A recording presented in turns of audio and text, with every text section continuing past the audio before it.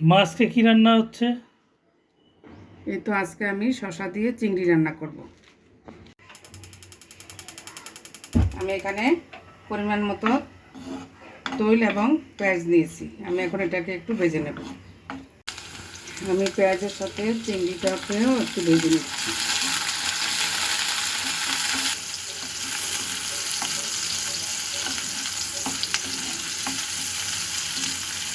চিংড়িটা আমার ভাজা হয়ে গিয়েছে। এখন আমি এটার সাথে এখানে আমি নিয়েছি একটু মরিচের গুঁড়া, একটু ধনিয়ার গুঁড়া, একটু জিরার গুঁড়া এবং একটু হলুদের গুঁড়া পরিমাণ মতো। এটাকে আমি দিয়ে দিচ্ছি।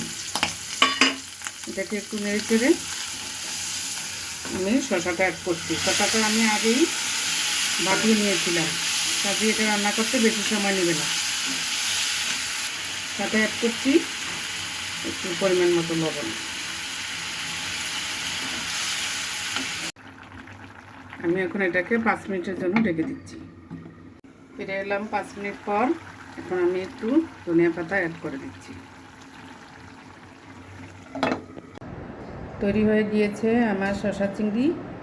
বন্ধুরা, আমার রান্নাটি যদি ভালো লেগে থাকে আমাকে একটি সাবস্ক্রাইব করবেন এবং লাইক, কমেন্ট এবং শেয়ার করে জানিয়ে দেবেন।